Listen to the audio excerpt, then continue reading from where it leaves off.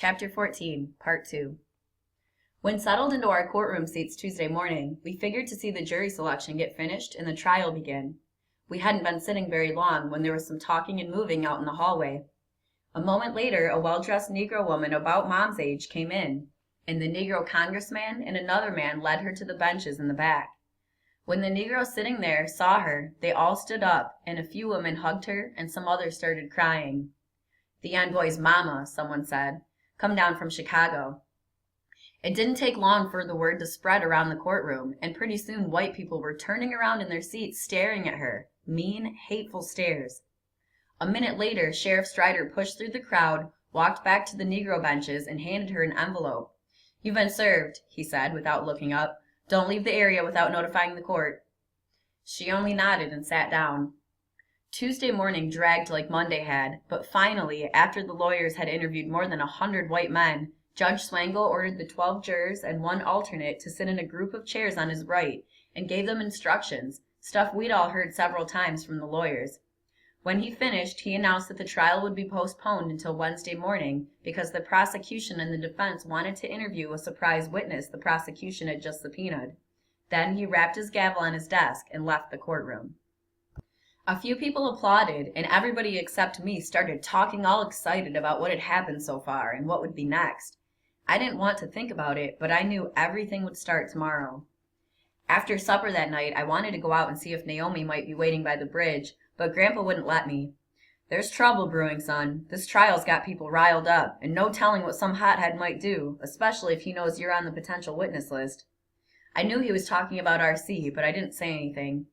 "Best thing for you to do is stay inside, listen to the radio or read a while, and then get to bed. Tomorrow will be a long day, and even though the paper says both sides want a fast trial, we might be wrapped up in this a lot longer than either of us wants to be." "You think I'll have to testify?" Grandpa shrugged. "You're on their list. Are you still willing?"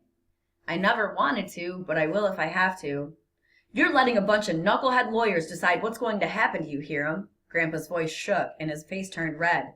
"A man's got to take charge of his own life. He's got to do what he thinks is right." I didn't remind him, but that's exactly what I was doing. Wednesday morning, the courtroom was noisier, hotter, and more crowded than ever. The judge reminded us all to behave ourselves and chewed out a couple of photographers for taking pictures in the courtroom. Then the trial began. Mr. Chatham went first. He faced the jury and said, "The state has found 6 new witnesses who will place the defendants," he pointed at Brian and Milam, "with the Negro boy several hours after he was taken from Mose Wright's shack. These witnesses will present absolutely newly discovered evidence that will convince you, beyond a shadow of a doubt, that Roy Bryant and J.W. Milam kidnapped and murdered the child named Emmett Till."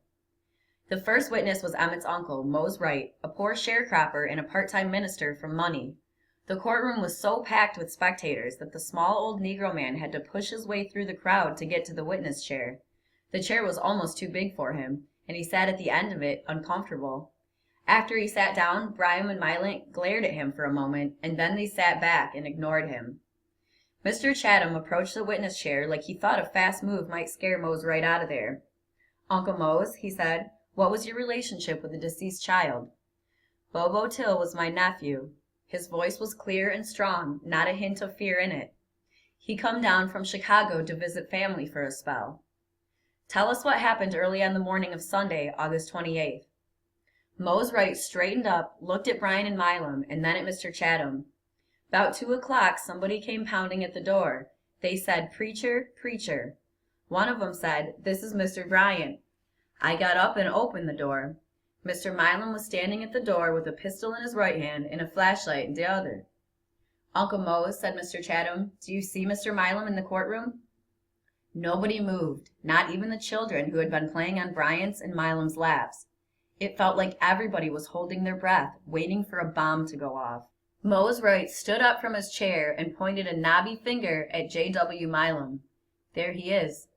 Everyone who'd been holding their breath let it out all at once and started talking. Somebody shouted, "Lion N!" and "Lynch him!" A woman moaned. Somebody was crying. It took Judge Swangle a lot of pounding and shouting to get things orderly again. While all of this was happening, Mose Wright stood as calm as Jesus on stormy water, like he couldn't see or hear the hell that had broken loose in Judge Swangle's courtroom. When the judge had the room quiet again, Mr. Chatham walked up to the witness chair and rested one hand on the armrest.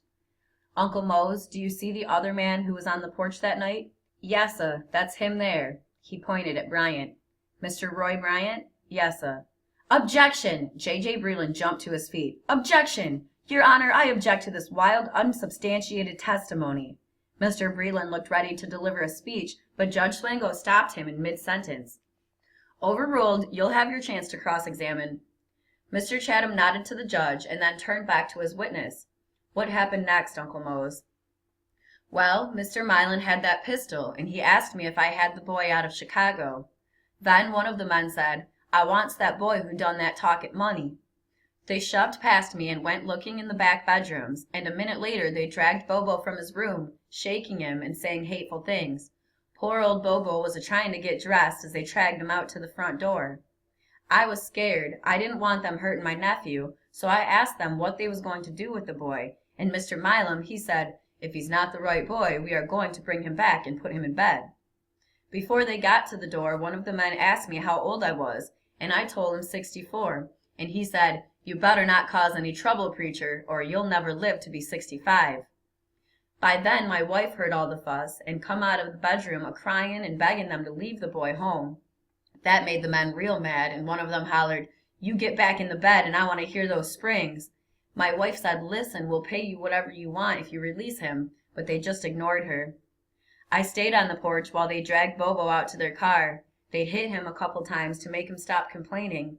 The car didn't have no lights on, and they pulled Bobo up to the back door and asked somebody inside, is this the boy? And somebody said yes. Was that a man's voice or a woman's? Mr. Chatham asked. Mose Wright shifted in his seat. It seemed lighter than a man's. Was there anyone else in the car? Yes'm, looked to me like a man was sitting in the back seat along with her. What happened next, Uncle? I heard them slap the boy a few more times, heard him cry out, heard car doors open and close, then they drove away with the lights still off. His face turned sad. Didn't never see the boy alive again. Were you at the Tallahatchie River when a body was pulled out 3 days later? Yes'm. Did you identify the body? Chatham asked. It was Bobo, Emmett Till. I watched the sheriff and his helpers pull him out of the water, and I got a good look at him. He had no face hair. Bobo never did have no face hair on him. And the boy didn't have no clothes on, but they did find a ring on one of his fingers with the initials LT on it. Mr. Chatham turned to face the jury. You saw the ring? He asked without looking at Mose. Yes'm, exact same ring the boy's daddy, Louis Till, used to wear. I seen it on Bobo many times.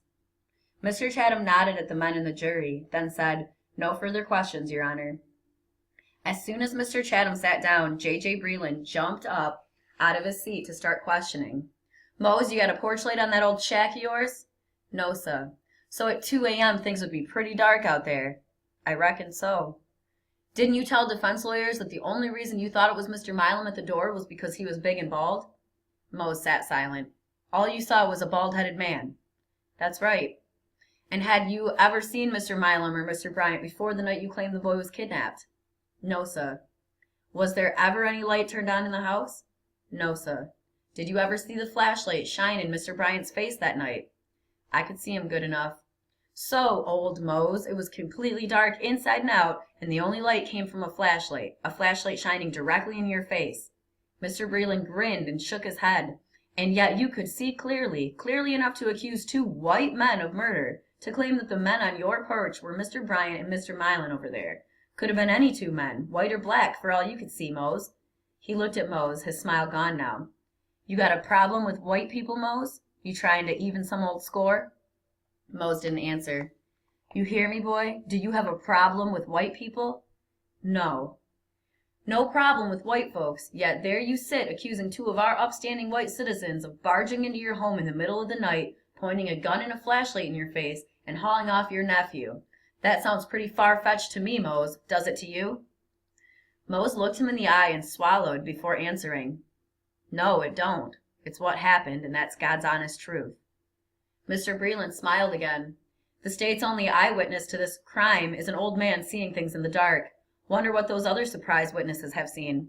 I tell you what, Mose, this sure is somebody's kind of truth, but I wouldn't be ascribing it to God. People in the courtroom laughed, and somebody shouted something, but Judge Swango quieted them all down by pounding his gavel. Mr. Breland shook his head like a little kid in trouble and sat down. Next, Mr. Chatham called Sheriff Smith to the stand. When I heard his name, my stomach about dropped right out of me. Was I next? Would the sheriff tell what I had told him about R.C.? I shivered as he was sworn in. As soon as Sheriff Smith sat down, Mr. Breland stood up. Objection, Your Honor. We object to this witness and insist the jury be excused until we can see if this witness is qualified to testify as to the facts pertinent to this case. Sustained, the judge said, and while the jury moved out of the courtroom, Sheriff Smith shifted uncomfortably on the stand. Proceed with your questions, Mr. Chatham, the judge said when the jurors were gone. Sheriff, I believe that early in the morning after Emmett Till's abduction, you arrested Milam and Bryant on suspicion of kidnapping. That's right. And what did they tell you when you picked them up? Well, sir, they admitted they had kidnapped the boy. Mr. Bryant, he said he went down there to Mose Wright's house and brought the boy up to his store on money, and he wasn't the Wright boy, the one who did the talking and the whistling, and he turned him loose. So they confessed to you, Sheriff, that they had kidnapped Emmett Till? Yes, sir. No further questions, Your Honor. Mr. Breland stood up. Your Honor, this testimony has no relevance to the charges of murder for which the court is convened, and I move that it be disallowed from jury and the trial records. Judge Swango thought a moment and said, So granted. When Mr. Chatham stood to complain, the judge motioned for him to sit back down. The state must first prove Emmett Till was murdered. The only proof is that the boy is missing. There's no evidence of criminal homicide. You can step down, Sheriff. When Sheriff Smith left the witness stand, I let out a sigh of relief. If his testimony wasn't relevant, mine probably wasn't going to be either. When the jury came back in, the next witness was Chester Miller, a Negro undertaker who had helped with Emmett's body when it was pulled out of the Tallahatchie. It was a Negro boy for sure, he told Mr. Chatham, bruised and beat up something awful. The whole top of his head was crushed in so bad that a piece of his skull bone fell out in the boat when they pulled him out of the water. Was there a ring with the initials LT on the boy's hand? Mr. Chatham asked. Yes, sir. Mr. Chatham thanked him and sat down. Chester Miller looked scared when Mr. Breland started questioning him. Before he asked his first question, Mr. Breland stood in front of the witness chair and stared at him for a few seconds. Then he asked, in a real loud voice, Chester, what kind of training do you have? He looked confused and said nothing. I mean, what qualifications do you have? Chester stared into his lap, barely breathing. Look at here, boy, Mr. Breland's voice turned mean. You've got to answer me when I talk to you. Yes, sir. Do you have any medical or undertaking training? Ain't never been to a doctor, sir. The audience snickered, and Mr. Breland turned and looked at us like a teacher who just doesn't know what to do with a dumb student. He turned sideways and sighed. Chester, can you tell me what you do for a living? Collect folks' dead ones and get 'em buried. So you're a mortician? Again, Chester looked confused. An undertaker? Yes, sir. Chester, when you first saw this body, did you recognize it? Was it Emmett Till? Well, his head was beaten up pretty bad, so it'd have been hard to tell right off who it was, no matter what. But Breland interrupted him. When you first inspected it, did you or did you not know the body was that of Emmett Till? I never knowed the Till boy, Chester said softly. So right then, without a picture or a family member, there'd have been no way to tell. So, Mr. Breland said impatiently, you were never able to make a positive identification of this body. Then, in a kind voice, he asked, you didn't know who it was, but did you determine the exact cause of death? No, sir, I couldn't tell any one thing for sure. The boy's body had bruises and cuts all over, and his head was pretty much caved in, from a beating and being shot, I guess. And somebody had wired an old pulley around his neck. And there was one other thing. He paused and stared at the ground, nervous and embarrassed. The boy's manhood had been cut clean off.